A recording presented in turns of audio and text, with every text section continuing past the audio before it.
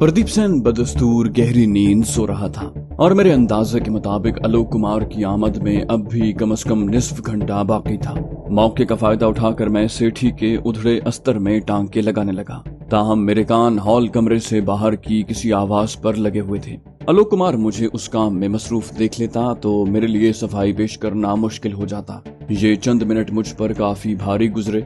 मैंने हत्तुल इम्कान महारत से काम लिया और मैं अपनी कारकर्दगी से खासा मुतमईन था। अपना काम मुकम्मल करके मैंने सुई धागा एक कोने में छुपा दिए, शायद दोबारा उनकी जरूरत पड़ जाती। अपने मालिक को ख्वाबगाह की कुशादा मसहरी की बजाय सेठी पर आड़ा तिरछा पड़ा देखकर आलोक कुमार ने खास हैरानी का इजहार न किया। ये सब उसके मामूलात का हिस्सा रहा होगा। उसे मुमकिन सूरत हाल का भी बखूबी अंदाजा रहा होगा, इसलिए वो नाश्ता बल्कि दोपहर का खाना साथ नहीं लाया था। अलबत्ता उसने मुझे पेशकश जरूर की कि अगर भूख ज्यादा महसूस हो रही हो तो वो तन्हा मेरे लिए भी पेट पूजा का बंदोबस्त कर सकता है। मैंने इनकार कर दिया।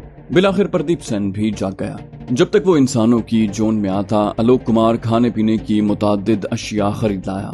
हम खाने पर बैठने ही लगे थे कि मैंने प्रदीप सेन को याद दिलाया कि उसे जागीर से मेरी गाड़ी मेरे मुकफ्फल सूटकेस समेत मंगवाने का बंदोबस्त करना है। उसने वादा किया कि 1-1.5 घंटे के अंदर दोनों चीजें यहाँ मौजूद होंगी। प्रदीप सेन को गालिबन जल्दी थी, लिहाजा वो खाने के फौरन बाद जागीर की तरफ रवाना हो गया।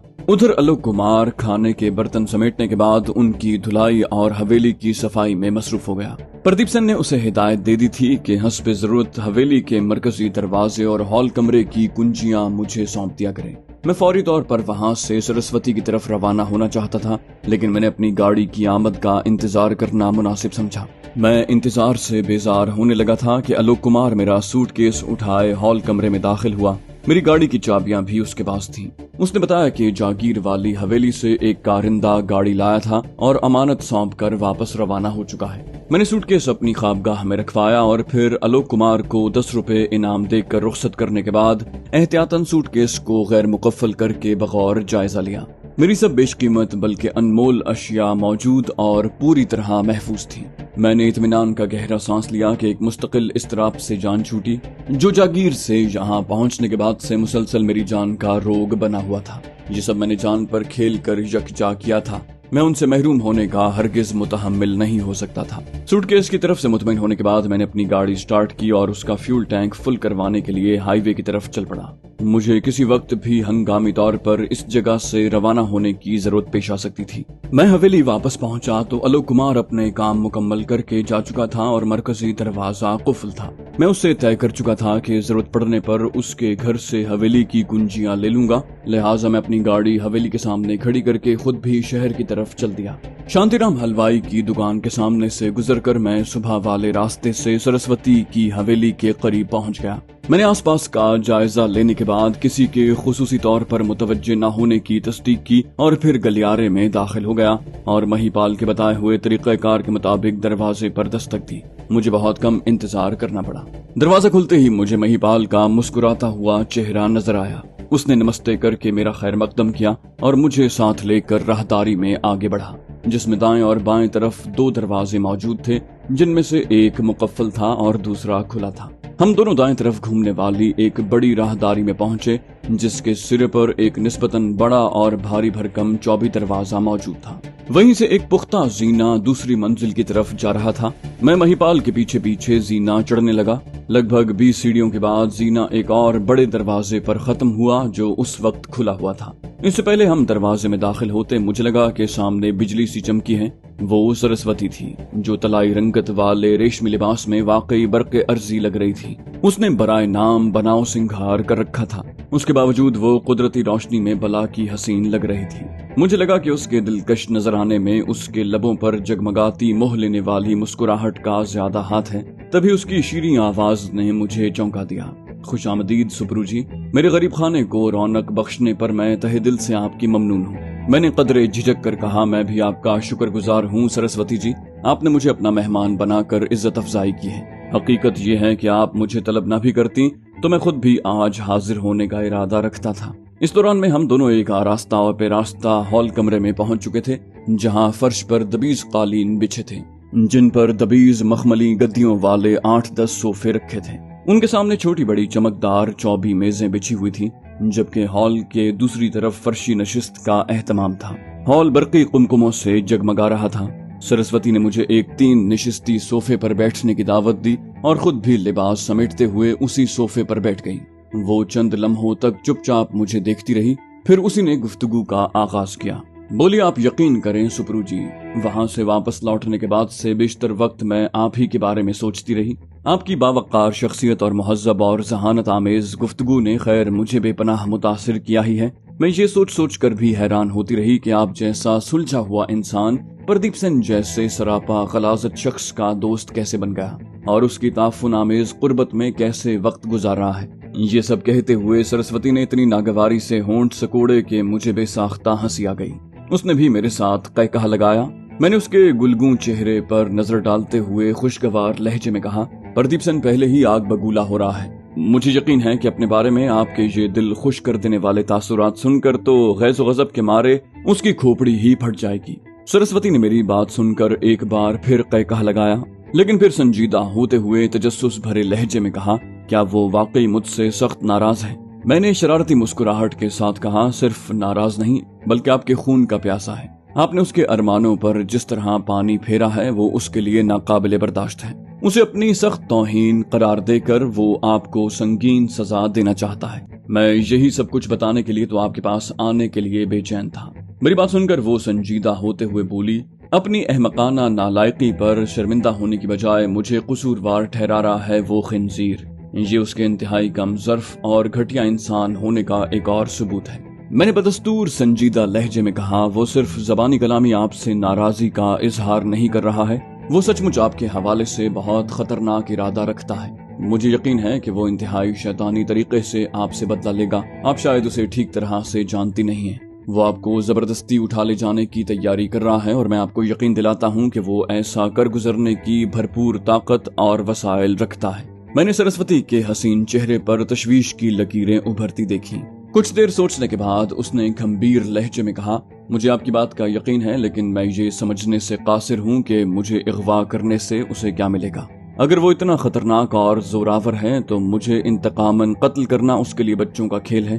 عزت و عصمت نامی متاع سے تو میں پہلے ہی محروم ہوں۔ صرف جسمانی قربت حاصل کرنے کے لیے اسے اس حد تک جانے کی کیا ضرورت ہے؟ میں نے بدستور سنجیدہ لہجے میں کہا، اس نے آپ کے بغیر اجازت رخصت ہونے پر میرے سامنے شدید غیظ و غضب کے عالم میں اپنے ان شیطانی عزائم کا اظہار کیا تھا، تو بالکل یہی سب کچھ میں نے بھی پوچھا تھا۔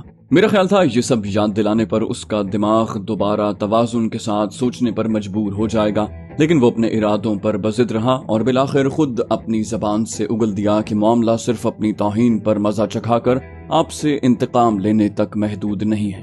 وہ آپ کو محکوم بنا کر اور زبردستی آپ کے جسم سے کھیل کر صرف انا اور خودی کو چکنا چور نہیں کرنا چاہتا، بلکہ دل بھر جانے کے بعد آپ کو آگے فروخت کر کے دولت بھی کمانا چاہتا ہے۔ سرسوتی پہلے تو حیرت اور خوف و ہراس کے ملے جلے تاثرات کے ساتھ میری باتیں سنتی رہی، پھر اس کے چہرے کا رنگ بدلنے لگا۔ اس کی آنکھیں اپنے حلقوں میں پھیلتی ابلتی محسوس ہوئی اور ان کی رنگت میں چہرے کی جلد جیسی سرخی اتر آئی۔ بالآخر وہ بولی تو اس کے لہجے میں کسی بپھرے ہوئے درندے کی غراہٹ نمایاں تھی۔ بولی، اس ناپاک انسان کی یہ جرت کہ وہ مجھے اغوا کر کے اپنی ہوس پوری کرنے کے بعد آگے گاہکوں کو فروخت کرنے کا سوچے۔ اس نے مجھے کوئی لاوارث بھیڑ بکری سمجھا ہے کیا؟ وہ شاید میرے نام سے دھوکہ کھا گیا۔ اسے یہ نہیں معلوم کہ میں جہاں زندگی کی علامت سرسوتی کی شبیہ ہوں تو میرا ایک روپ تباہی اور بربادی کی دیوی کالی ماتا بھی ہے۔ میں اس کا ٹینٹواں پکڑ کر خون پی جاؤں گی۔ اس سے پہلے کہ منہ کے راستے مزید آگ برساتی میں نے مداخلت کی، کہا، آپ کا آگ بگولا ہونا درست ہے سرسوتی۔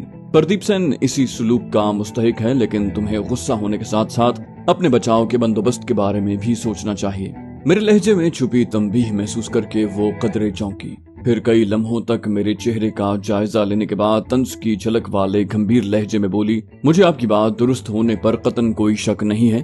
مجھے پردیپ سین کی گھناؤنی فطرت کا بھی بخوبی اندازہ ہے، لیکن میں اپنے تحفظ کے لیے جو بھی قدم اٹھانا پڑا ضرور اٹھاؤں گی۔ لیکن اس وقت تو مجھے یہ سوال پریشان کر رہا ہے کہ آپ مجھے یہ سب بتانے کے لیے یہاں کیوں دوڑے چلے آئے ہیں؟ آپ تو پردیپ سین کے گہرے دوست اور ہر طرح کے مشاغل میں اس کے شریک ہیں۔ میں خود کو زیادہ ذہین نہیں سمجھتی، لیکن یہ بات میرا ننھا سا دماغ تسلیم کرنے کے لیے تیار نہیں ہے کہ آپ صرف میری خوشنودی کی خاطر اپنے دوست سے بے وفائی کر کے اس کا اتنا سنگین راز مجھے بتانے پر تل گئے ہیں۔ ایک ایسا راز جو آپ کے دوست کی آزادی بلکہ زندگی کے لیے بھی خطرہ بن سکتا ہے۔ یہی نہیں، اگر آپ کی یہ حرکت اس کے علم میں آ گئی تو وہ آپ کی جان لیتے ہوئے ذرا بھی نہیں ہچکچائے گا۔ سرسوتی کی یہ باتیں سن کر مجھے ہلکا سا ذہنی جھٹکا لگا۔ وہ مجھے پہلی ملاقات میں ہی خاصی ذہین لگی تھی، لیکن مجھے اندازہ نہیں تھا کہ وہ اتنی جلدی اور اتنی گہرائی سے معاملے کے اس پہلو کی طرف متوجہ ہو جائے گی اور مجھے اس کی سنجیدہ باز پرس کا جواب دینا پڑ جائے گا۔ میں اسے سنجیدگی سے اصل صورتحال بتانے کا ارادہ کر رہا تھا کہ اس کے چہرے پر سرکاری اسکول کے ہیڈ ماسٹر والی سختی دیکھ کر جانے کیوں مجھے بے ساختہ شرارت سوجھی اور میں نے اپنی آنکھوں میں مدہوشی اور لہجے میں بلا کا لگاؤ بھرتے ہوئے کہا، پردیپ سن، آپ کے بارے میں اپنے گھناؤنے ارادے ظاہر کرنے تک میرا دوست ضرور تھا، اب اس سے میرا صرف دشمنی کا رشتہ ہے۔ آپ نے یہ سوال کر کے مجھے اپنے دل کی بات کھولنے پر مجبور کر دیا ہے۔ آپ میرے لیے جیسے بھی دلی جذبات رکھتی ہیں، حقیقت یہ ہے کہ اس دنیا میں میرے لیے اب آپ ہی سب سے عزیز ہستی ہیں، جس کی خاطر میں اپنی جان بھی دے سکتا ہوں۔ میری یہ الفاظ سرسوتی کے لیے اتنے غیر متوقع تھے کہ فرط حیرت سے اس کا منہ کھلے کا کھلا رہ گیا۔ وہ خاصی دیر تک پھٹی پھٹی نظروں سے مجھے گھورتی رہی۔ بلاخر اس کے چہرے کے تاثرات بتدریج معمول پر آ گئے اور اس نے تلخ سی مسکراہٹ کے ساتھ مزمحل لہجے میں کہا، مجھے بخوبی اندازہ ہے کہ آپ نے یہ سب کچھ تفریحاً کہا ہے، تاہم آپ کے یہ الفاظ میں ہمیشہ دل کے گوشوں میں محفوظ رکھوں گی۔ کسی بھی نام نہاد عاشق یا دوسرے الفاظ میں مفت خوری کے امیدوار گاہک کی طرف سے دل ہارنے، جان قربان کرنے جیسے کسی بھی دعوے کا سچ جھوٹ جانچنے کی تربیت تو ہمیں بچپن سے دی جاتی ہے، اور مجھے یقین ہے کہ آپ کی ان باتوں میں بدنیتی نہیں ہے۔ اس لیے میں صرف اتنا کہوں گی کہ مجھ ناچیز کی قدر افزائی کا شکریہ سپرو جی۔ اس کے زخمی سے الفاظ اور ان میں پنہا سرزنش سے میں سچ مچ اتنا محجوب ہوا کہ کچھ دیر تک سمجھ میں نہ سکا کہ کن الفاظ میں شرمندگی کا اظہار کروں۔ وہ ایک بار پھر میرے اندازے سے زیادہ ذی شعور اور ساتھ ہی کافی حساس ثابت ہوئی تھی۔ بلاخر میں نے اپنی دانست میں مناسب ترین الفاظ یکجا کرتے ہوئے کہا، میں بے حد شرمندہ ہوں سرسوتی جی، میری بے وقت کی دل لگی سے آپ کے جذبات کو ٹھیس پہنچی، مگر میں یقین دلاتا ہوں کہ میرا ہدف آپ کے پندار کی تضحیک ہرگز نہیں تھا۔ یہاں یہ بھی واضح کر دوں کہ میں نے اپنے لہجے میں رومانیت کا بے محل تڑکا لگا کر اپنے الفاظ کی سنجیدگی ضرور مشکوک کر دی ہے، لیکن میں نہایت سنجیدگی سے آپ کو یقین دلاتا ہوں کہ میں نے جو کچھ کہا وہ حرف بحرف سچ ہے۔ میرے ٹھوس اور پراعتماد لہجے نے سرسوتی کو چونکا دیا۔ اس نے سنجیدہ لہجے میں کہا، میں آپ کا مطلب نہیں سمجھی سپرو جی۔ میں نے کہا، آپ میرے لہجے کو نظر انداز کرتے ہوئے میرے ان الفاظ پر غور کریں سرسوتی جی۔ چلیں آپ کی خاطر میں ان الفاظ کا مفہوم دہرا دیتا ہوں۔ میں نے کہا تھا کہ آپ کے حوالے سے اپنے ناپاک ارادے کے اظہار کے بعد سے پردیپ سین میری نظروں میں اس قدر گر چکا ہے کہ اب میں اسے اپنے دشمنوں میں شمار کرتا ہوں، اور اس ظالم شخص کے مقابلے میں آپ اب میرے لیے ایک قابل احترام ہستی ہیں۔ میری بات سن کر اس نے اطمینان کا ایک گہرا سانس بھرا اور احترام آمیز لہجے میں کہا، میرے لیے اتنی گہری ہمدردی کے جذبات رکھنے پر میں تا قیامت ممنون رہوں گی سپرو جی۔ مجھے خوشی ہے کہ آپ کے بارے میں میرا تجزیہ درست نکلا۔ آپ بلا شبہ بہت بھلے انسان ہیں، لیکن اس کے ساتھ ہی میرا وہ حیرت آمیز سوال اب مزید شدت سے جواب کا طالب بن گیا ہے کہ آپ جیسا باضمیر اور بلند اخلاق شخص پردیپ سین کے دوستوں کے حلقے میں کیسے شامل ہو گیا؟ اس کے کریہ کرتوتوں کا دائرہ صرف مجھ تک تو محدود نہیں ہوگا۔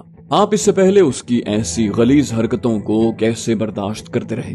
میں یہ کردنے کے لیے معذرت خواہ ہوں، لیکن جواب نہ ملے تو یہ سوالات وقفے وقفے سے میرے ذہن کو کچوکے دیتے رہیں گے۔ سرسوتی کے لہجے سے صاف ظاہر تھا کہ وہ اب حقیقت جان کر ہی آگے بڑھے گی۔ مجھے بھی جلد یا بدیر معاملہ اس پر کھولنا ہی تھا۔ مجھے بس یہ طے کرنے کا مشکل مرحلہ درپیش تھا کہ اسے کتنا سچ بتانا ہے اور کتنا چھپانا ہے۔ میرا ذہن اس دوران میں اتھیڑ بن میں لگا ہوا تھا۔ بلاخر میں نے تعین کر لیا۔ میں نے سنجیدہ لہجے میں بتایا کہ کیسے ساری عمر انگلستان میں گزارنے کے بعد اپنے والدین کے انتقال کے نتیجے میں میرے دل میں انڈیا منتقل ہونے کا شوق جاگا اور میں اپنا سب کچھ بیچ کر یہاں پہنچ گیا اور پورے ملک کی سیر کو نکلا اور 3 افراد سے میری دوستی ہوئی۔ ہم پردیپ سین کا مہمان بننے کے ارادے سے گوٹی شہر کی جانب روانہ ہوئے اور راستے میں راجو نے مجھے پردیپ سین کی حقیقت بتا کر حیران و پریشان کر دیا، اور پھر خود پردیپ سین نے بھی نشے کے عالم میں راجو کی بتائی ہوئی گھناؤنی داستان کے بیشتر حصے کی تصدیق کر دی۔ سرسوتی چہرے پر حیرت اور تجسس کی فراوانی لیے میری باتیں سن رہی تھی۔ میں نے سنجیدہ لہجے میں کہا، میں جو کچھ آپ کو بتا رہا ہوں میں نے اندازہ لگایا ہے کہ اس کی گہرائی اور حساسیت سمجھنا اس ملک کے مذہبی اور نسلی نفرت اور تعصب کی گود میں پلے بڑھے کروڑوں لوگوں کے بس کی بات نہیں۔ मैं उम्मीद ही कर सकता हूँ कि कम से कम आप किसी न किसी हद तक मेरे जज्बात और एहसासात समझ लेंगी। बात यह है कि मैं एक ऐसे मुल्क में पैदा हुआ और परवान चढ़ा जहाँ हिंदू और मुसलमान दो अलग मजाहिब से तो जरूर ताल्लुक रखते हैं, लेकिन वहाँ के बच्चों को सिर्फ मजहब की बुनियाद पर एक दूसरे से नफरत करना नहीं सिखाया जाता। हमें बताया गया था कि इंसानियत सबसे ज्यादा अहम है। हम उसी वक्त अच्छे हिंदू, मुसलमान या ईसाई बन सकते हैं जब हम अच्छे इंसान हों। खुद मेरे वालिदैन ने भी कभी मेरे दिमाग में मुसलमानों से दुश्मनी और नफरत का जहर भरने की कोशिश न की। इसीलिए मैं बचपन से लड़कपन की हुदूद में दाखिल हुआ तो मेरे दोस्तों में मुसलमान लड़कों की अक्सरियत थी। मैंने सरस्वती के पूरी तरह मुतवज्जे होने की तस्दीक करने के बाद बात आगे बढ़ाई। कहा यूनिवर्सिटी के जमाने में भी मेरे कई हम जमात मुसलमान थे। वो अक्सर मेरे घर और मेरे बाप के रेस्टोरेंट पर मुझसे मिलने आते। हम मिलकर खाते पीते और मौज मस्ती करते। मेरे वालिदैन ने कभी उनके मुसलमान होने पर नाक मुंह नहीं चढ़ाया और न ही वो छूत छात पर यकीन रखते थे। मैंने गहरा सांस लिया। कहा इंडिया के बंटवारे के वक्त सरहद के दोनों तरफ कत्ल गारत की खबरें मिलने लगी तो मेरे वालिदैन फूट फूट कर रोते। उन्हें हिंदुओं या मुसलमानों का नहीं, दोनों तरफ के बेगुनाह इंसानों की जानें जाया होने का दुख तड़पाता था। कुछ यही तासुरात मेरे भी थे और नए मुल्क पाकिस्तान में खून खराबे की इत्तलात मिलने के बावजूद अपने मुसलमान दोस्तों से मेरे ताल्लुकात में कोई कशीदगी न आई। मैंने कदरे तवक्कुफ के बाद बात आगे बढ़ाई। कहा और फिर जब 2 साल पहले मैं इंडिया पहुंचा तो यहाँ हिंदुओं की मुसलमानों से और मुसलमानों की हिंदुओं से नफरत की शिद्दत देखकर हक्का बक्का रह गया। मैंने जिंदगी भर इंसानियत से मोहब्बत का जो सबक सीखा था, इस सरजमीन पर उससे बिल्कुल बरक सूरत हाल पाई। मैंने उसे बंटवारे के नतीजे में पनपने वाली वक्ती नफरत का शाखसाना समझा, लेकिन राजू की जबानी प्रदीप सन के करतूत सुने तो मेरा दिमाग घूम गया। मैं सोच भी नहीं सकता था कि कोई शख्स मजहब के नाम पर भड़काई नफरत की आग की आड़ में जायदाद हथियाने के लिए इतने बेगुनाहों का खून कर सकता है। आपको मालूम है राय अहमद अली की जागीर पर कब्जे के लिए प्रदीप सन ने कितने बेगुनाह इंसानों की जान ली है। सरस्वती ने सरासीमगी के आलम में नफी में सर हिलाया। मैंने अपना लहजा बेतासुर रखने की हद्दुल इम्कान कोशिश करते हुए बताया, उसकी जागीर के एक गोशे में कम से कम 25 लाशें दफन हैं। उनमें राय अहमद अली, उसके 5 बेटे और कारिंदे शामिल हैं। मेरी बात सुनकर सरस्वती की आंखें खौफ से फैल गईं। मैंने कहा मैं ये बात महज अंदाजे की बुनियाद पर नहीं कह रहा, बल्कि ये हौलनाक दावा खुद प्रदीप सन ने अपनी जबान से किया है। अब आप अपना सवाल दोहराएंगी कि प्रदीप सन की हकीकत जानने के बावजूद मैं उस शैतान फितरत शख्स के साथ क्यों लगा हुआ हूँ, तो उसकी 2 बहुत अहम वजूह हैं। पहली ये कि प्रदीप सन के इन करतूतों से वाकिफ होने के बाद मुझे उससे शदीद नफरत हो गई है और मैं चाहता हूँ कि उसे अपने जराइम की सख्त से सख्त सजा मिले। सरस्वती ने बमुश्किल मेरा जुमला मुकम्मल होने दिया और पुरजोश लहजे में बोली, मुझे मालूम नहीं था कि प्रदीप सन एक कमजर्फ और घटिया इंसान होने के साथ साथ इतना खतरनाक मुजरिम भी है। मैंने आपकी तरह किसी मुहज्जब माशरे में परवरिश नहीं पाई, लेकिन मेरी सारी जिंदगी भी ऐसे माहौल में गुजरी है जहां मजहब और नस्ल की बुनियाद पर नफरत और तासुब न होने के बराबर रहा है। मैंने अपनी जिंदगी में ये सीखा है कि इस दुनिया में इंसानों के 2 ही तबके होते हैं, जालिम और मजलूम। सरस्वती ने गालिबन अपने हिजान और जोश व खरोश को काबू में रखने के लिए तवक्कुफ किया और फिर मेरे चेहरे पर नजरें जमाते हुए बात आगे बढ़ाई। बोली और अपनी तमाम जिंदगी हर मरहले हर आजमाइश में ये फैसला खुद हमें करना पड़ता है कि हमें जालिम का साथ देना है या मजलूम का। सरस्वती ने गालिबन अपने हिजान और जोश व खरोश को काबू में रखने के लिए तवक्कुफ किया और फिर मेरे चेहरे पर नजरें जमाते हुए बात आगे बढ़ाई। बोली और अपनी तमाम जिंदगी में हर मरहले हर आजमाइश में ये फैसला खुद हमें करना पड़ता है कि हमें जालिम का साथ देना है या मजलूम का। पहला फैसला आसान है, लेकिन जालिम का साथ देकर हम खुद भी जालिमों की सफ में शामिल हो जाते हैं, जबकि मजलूम का साथ देना इंतहाई कठिन है, क्योंकि इस तरह हम जालिम की मुखालिफत मोल लेकर खुद भी उसके जुल्म का निशाना बन सकते हैं। मैं मानती हूँ कि इस समाज में मेरी कोई औकात नहीं है, लेकिन मैं आपको यकीन दिलाती हूँ कि मैंने हमेशा जालिम की मुखालिफत और मजलूम का साथ देने की बिसात भर कोशिश की है और कई मर्तबा संगीन नताइज भी भुगते हैं। लिहाजा प्रदीप सन जैसे शैतान सिफत इंसान को कैफर किरदार तक पहुंचाने के लिए मुझे अपनी हलीफ समझ सकते हैं।